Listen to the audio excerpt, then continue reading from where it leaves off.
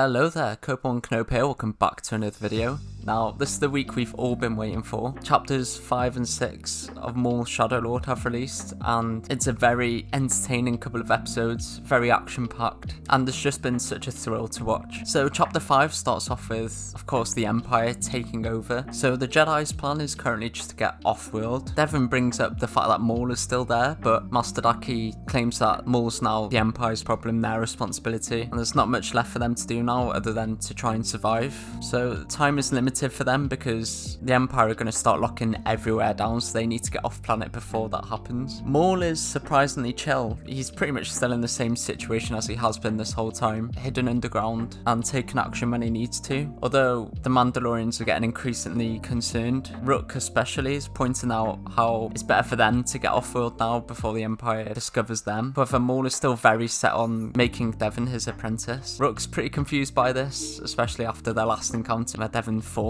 him. But Maul's thinking long-term strategy and he still thinks this is his best bet to getting his ultimate revenge. We also see a couple of Mandalorians speaking in secret how they're worried about not getting paid anymore, which doesn't sound very Mandalorian, but I suppose they've all become mercenaries now. Although Rook's not very happy with their lack of loyalty, or the cracks in their loyalty showing, I should say, because despite not agreeing with some of what Maul says, she's still very much loyal to Maul and I imagine still sees him as the true leader of Mandalore. We get a quick scene with Lutey as well. His deal with Maul is up and he questions Maul. I mean, he's very brave too, but he questions Maul on the fact that he came through on the deal, did everything he promised, and he's got nothing in return. Maul then claims that he's living, he's got his life, and then Lutey, I suppose, feeling a bit threatened, is like, oh yeah, I suppose that's true. And then begins to question if he's a prisoner, to which Maul says no, he's free to go whenever he can. But Lutey decides to stick around because that is his best bet. He's lost pretty much everything. All his syndicate is currently frozen because of the Empire taking over, so his best bet is to stay with Maul. Now, I'd love to see Lutey just become part of Maul's syndicate, or I suppose at this point it's more just mercenaries, but I really enjoy their dynamic and I don't know why. It's just funny that Lutey tries pushing his luck a lot around Maul and Maul is surprisingly chill because he knows that Lutey has his uses. But there's not enough Lutey in these episodes in my opinion. I don't know why he's one of my favourites. Just a fun character to have in the show. Now, Captain Lawson and Chief Cleese are not in a good position at the moment. They were already aware how much of a threat of the Empire was going to be to Janix, but now experiencing it, it's probably even worse than what they imagined. Chief Cleese is taken into interrogation, but then never comes out, and then it's Captain Lawson's turn, and it's revealed that there's an Inquisitor, which of course we all knew was going to happen anyway, but I think Lawson figures out Cleese is probably dead and proceeds to tell the Inquisitor about Maul, but keeps the Jedi hidden, and it surprises me that Marek spares him, which implies that the Empire are happy with how Lawson cooperated, but I have a feeling that Marek must have picked up on the fact that Lawson has seen the Jedi, having possibly read into his thoughts and maybe keeping Lawson alive to find that connection, which has its payoff at the end of the episode, although none of that's confirmed. During the episode, Two Boots still feels like he's made the right decision, and then there's a scene later on where Captain Lawson's son Riley comes to the police station to look for Lawson, and Two Boots just casually says, oh yeah, he's just being interrogated. Like, he still sees no consequences to his actions, which, I mean, obviously he's a droid, so can't really blame him, but yeah,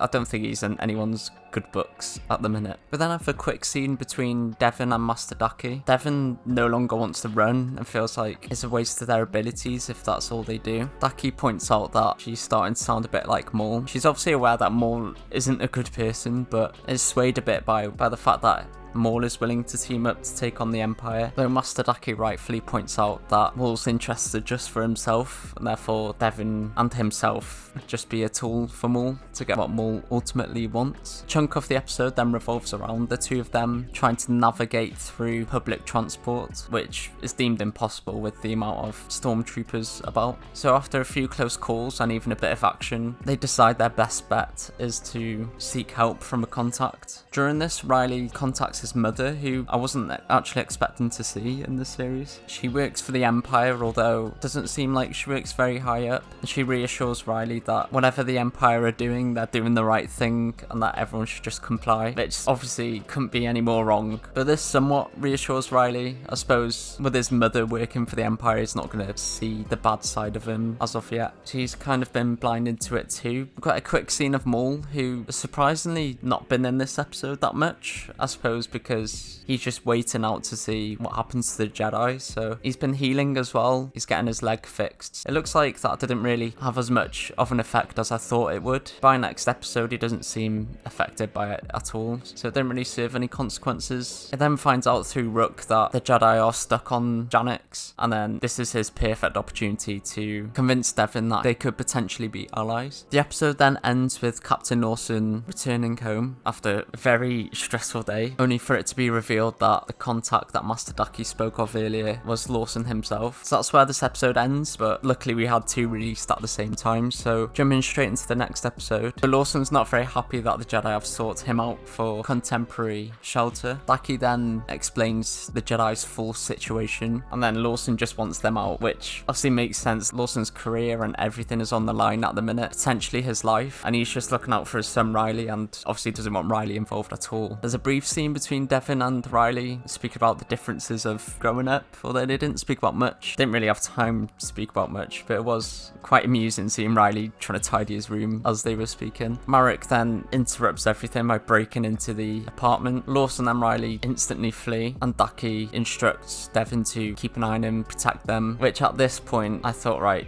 Master Daki is 100% gone. He's separated from Devin. Maul's going to manipulate Devin, so on. But he takes a good stand against Marek and reunites with Devin and the others. This happens a couple of times, so I was very on edge. Pretty sure all the characters were going to be safe, but Master Daki has done it again. He survived these 2 episodes, which I think he's taken everyone by surprise, to be honest. And now I'm even questioning whether he will die or not. I mean, hopefully not, but if Maul's going to get his own way, Daki has to go, unfortunately. And with the way the galaxy is right now, I think the only way to separate Daki and Devin is for Daki to die, unfortunately. The rest of this episode is very action-packed, but is great action. There's a lot of nice camera work, and obviously visually, it all looks incredible anyway. Got LAATs involved, so the Empire are full-on in pursuit of the main cast of characters right now. Lawson then runs to Rena, who was his contact in one of the first episodes. Now they have a history together, it's revealed. She was at one point a bounty hunter, and they've saved each other's lives at some points. I'm pretty sure the comic might have touched upon that. I don't know how much it's been revealed, but I would love to see a backstory between the two, maybe through a book or something, because it sounds interesting, the little snippets that we're getting throughout the episodes. Rena isn't obviously 100% happy that Lawson, who's now a wanted man, has turned up, but she still happily helps him, so I think she's a pretty trustworthy character. And then when the Empire comes straight to her doorstep, don't even acknowledge her, she gives him a bit of a fight. From the last shot we see her, she is surrounded by stormtroopers, so whether this is going to be the last time we see Rena or not, I don't know, but I would like to see more of her, but I definitely hope she makes a return. The main cast then split off again, and is still being in pursuit by the Empire. Again, this gets me worried about Master Daki, but he survives. So with the group separated, this leads us into the train sequence that we're aware was going to happen because of the trailers, and then this is where Maul finally shows up, because he has just been in the background these entire episodes. So Devin and Maul finally have their team up moment, and Marek surprisingly holds his own. I mean, considering how we know he's going to end up in Ahsoka, I wasn't too sure at first if Maul was holding back just for the sake of Devin seeing that he could be an ally, and this leading into his plan of having her as his apprentice. There was part of the fight where Devin was out of the picture for a little bit, and Maul, he had his 2 blades out, and I think we see a repeat of the choreography that we saw at the start of this episode where Maul was practicing his techniques. So maybe Marek is a lot stronger than I thought, but again, these action sequences are pretty amazing. I love the lightsabers as well. I think the lightsabers look the very best, in animation at least. Because I mean, I hate how they've turned out in the recent live action shows, but they look and sound incredible in this show. But yeah, this action has definitely been worth the wait, and we still got 4 episodes left after this, so we've got a lot more to expect, I imagine. So the episode ends with cast still separated, so the younger 2 are stuck with Maul, and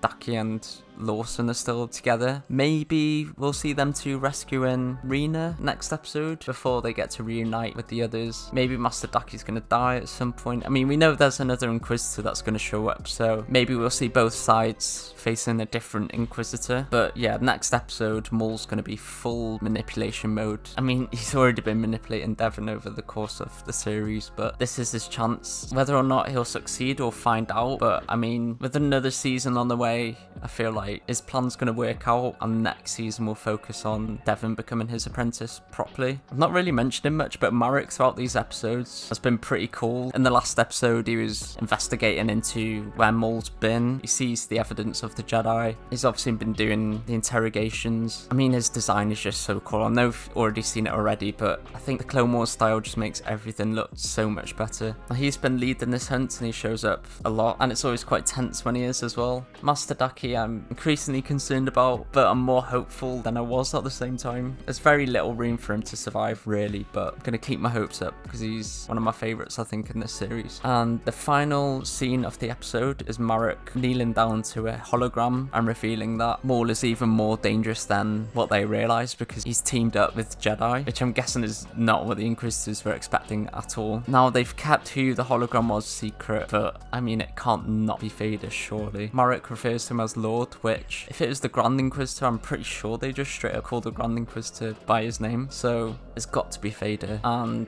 I mean, with the amount of episodes we've got left and if things escalate and they're already this bad, like Vader's gonna have to step in at some point. With Maul being Palpatine's biggest threat again, there's no way he can't. But the only thing I'm thinking is, obviously they're both gonna walk out of the fight. Surely Vader would constantly be on hot pursuit of Maul. Like there's nothing more important than that to Palpatine surely. So I'm intrigued to see how that plays out. I mean, they can always throw Inquisitors at Maul, but if he's able to defeat them, then it's got to be Vader. I don't think it'll be in the next couple of episodes. I think Vader's obviously going to be saved for the finale. But yeah, very exciting 2 episodes. Very excited for next week as well. I mean, the stakes are high and they keep continuously building. We know there's another Inquisitor probably coming next week, but what excites me the most is I think we've seen most of the trailer footage by now, which is what I love about the Star Wars shows. At least they always seem to show around the halfway point footage wise before the show comes out, so we're going in almost completely blind. But yeah, very hyped for next week. But that's all for this video. Let me know what you guys thought of these episodes. I thought pretty incredible. This whole show so far has been great and has exceeded my expectations. Feel free to check the socials in the description as well. Thank you all very much for watching, and may the Force be with you.